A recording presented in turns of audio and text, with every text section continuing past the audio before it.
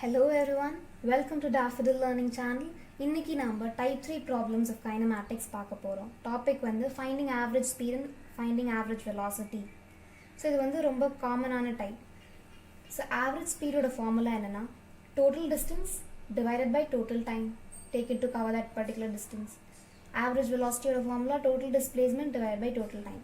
இந்த ஃபார்முலா தான் standard formula, எல்லா கொஷின்ஸ்க்கும் இதுதான் யூஸ் பண்ணணும். ஸோ இப்போ ஒரு சின்ன எக்ஸாம்பிள் பார்க்க போகிறோம், ரெண்டு எக்ஸாம்பிள். ஸோ ஃபர்ஸ்ட் கேஸ் வந்து ஒரு மேன் வந்து ஹீ ட்ராவல்ஸ் அ டிஸ்டன்ஸ், ரெண்டு டிஸ்டன்ஸ் வந்து ஈக்குவல் இன்டர்வல்ஸ் ஆஃப் டைமில் ட்ராவல் பண்ணானா ஆவரேஜ் வெலாசிட்டி என்னவாக இருக்கும்? v1 + v2/2. இது வந்து ஒரு அரித்மெட்டிக் மீன். இது எப்போனா டைம் வந்து சேம், டிஸ்டன்ஸ் சேமாக இருக்கணும்னு அவசியம் இல்லை. டைம் இன்டர்வல் ட்ராவல் வந்து அது வந்து சேமாக இருக்குது. அதுதான் ஃபர்ஸ்ட் கேஸ். அப்போ வந்து average velocity v1 + v2/2.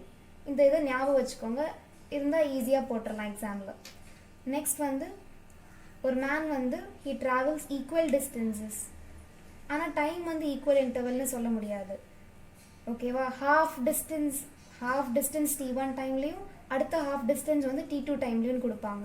So distance travelled வந்து சேம், ஹாஃப் த டிஸ்டன்ஸ். கொஸ்டினில் இந்த மாதிரி தான் கொடுப்பாங்க.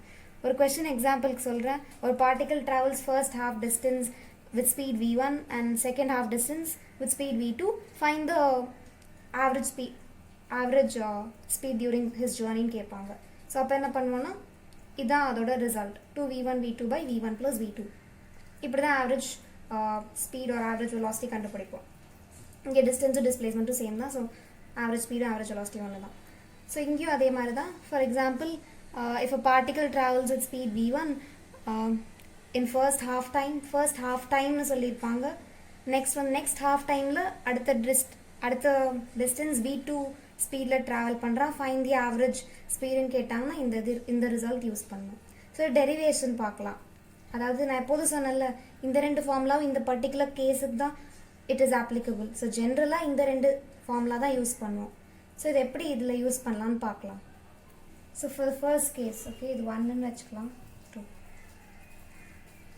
ஃபர்ஸ்ட் கேஸில் வி ஆவரேஜ் கண்டுபிடிக்கிறோம். வி ஆவரேஜ் டோட்டல் டிஸ்டன்ஸ் நானே அசியூம் பண்ணுறேன். டோட்டல் டிஸ்டன்ஸ் லெட்ஸே இது வந்து 2sன்னு வச்சுக்கலாம். Just an assumption. நீங்கள் எஸ்ன்னு வச்சுட்டு s/2 வச்சுக்கலாம். நான் 2sன்னு வச்சுக்கிறேன். அப்போ தான் ஹாஃப் டிஸ்டன்ஸ், அப்போ தான் இது t. ஸோ 2sல நான் வந்து இது வந்து s1ன்னு வச்சுக்கலாம். ஏன்னா ரெண்டும் ஈக்குவல் டிஸ்டன்ஸ் இல்லை.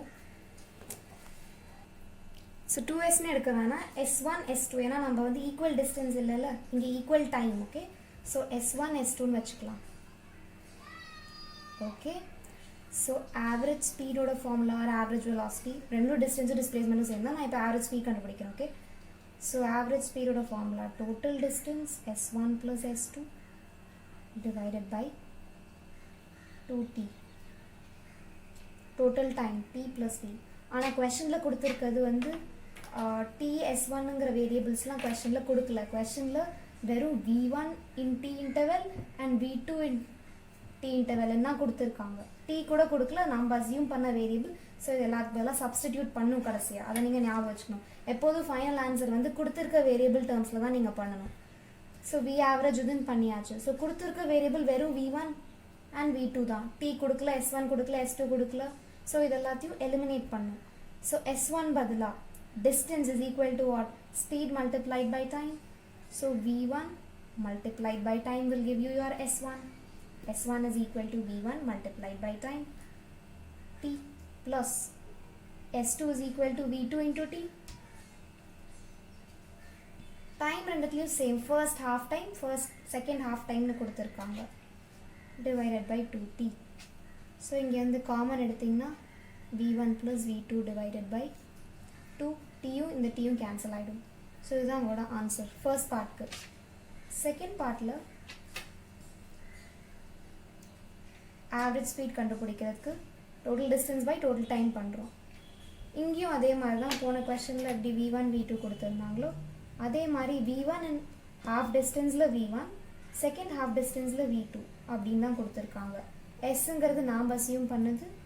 அதே மாதிரி எஸ் டிஸ்டன்ஸ் ட்ராவல் பண்ணுறதுக்கு t1, அடுத்த எஸ்ஸுக்கு t2 நானே அசியூம் பண்ணுறேன். இது மட்டும்தான் கொடுத்த வேரியபிள், இது ரெண்டும் நான் அசியூம் பண்ணுற வேரியபிள்ஸ். ஸோ formula apply பண்ணலாம். S plus S divided by T1 plus T2. Yes, total distance by total time.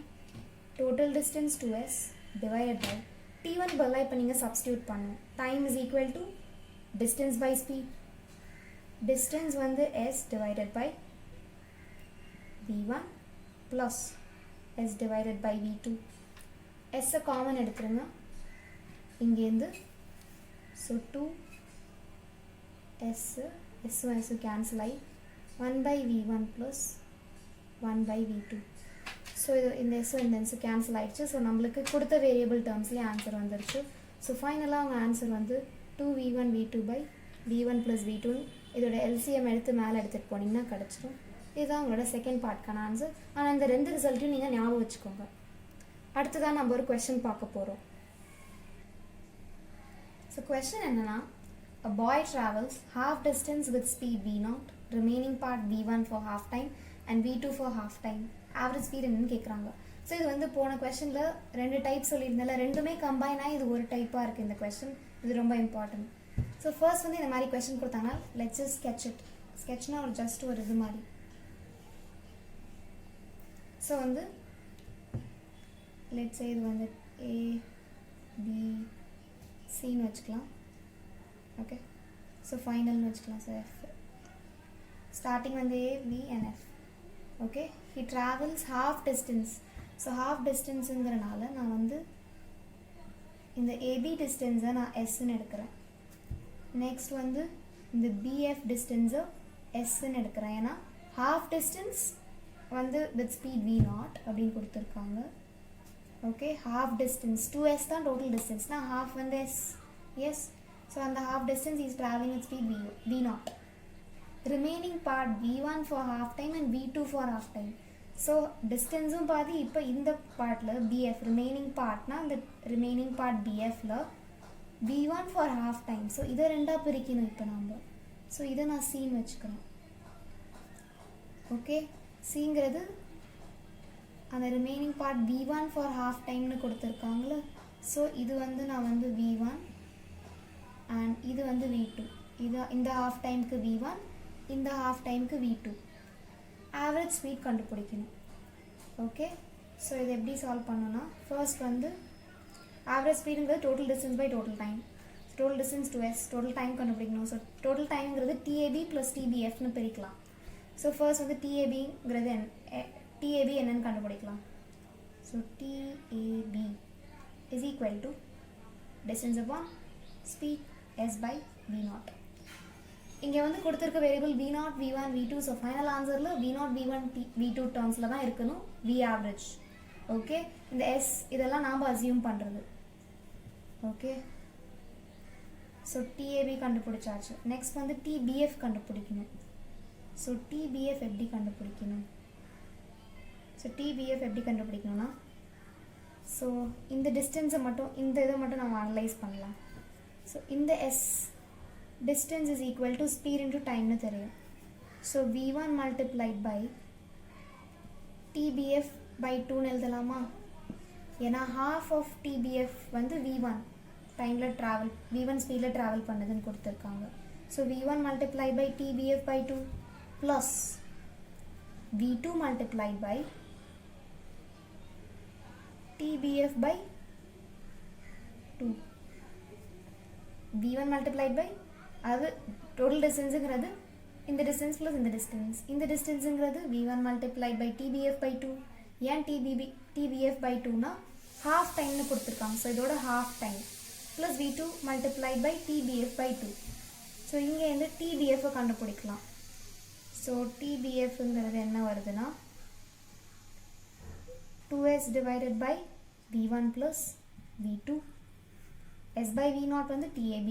TBF வந்து 2S divided by V1 plus V2 அப்படின்னு வருது. ஆல்ரைட், இப்போ வந்து இது பண்ணியாச்சு. TAB கண்டுபிடிச்சாச்சு, TBFும் கண்டுபிடிச்சாச்சு. நெக்ஸ்ட் வந்து V ஆவரேஜ் கண்டுபிடிக்கலாம். Total distance by total time. Total distance is 2S. S 2S divided by total time. Total time ங்கிறது TAB plus TBF. So TAB plus TBF. So 2s divided by, இப்போ நான் சொன்னல given variable v0 v1 v2, so அந்த டேர்ம்ஸ்க்கு மாற்றணும். So TABக்கு பதிலாக இதை substitute பண்ணுறோம், s by v0 plus TBFக்கு பதிலாக இதை சப்ஸ்டியூட் பண்ணுறோம்.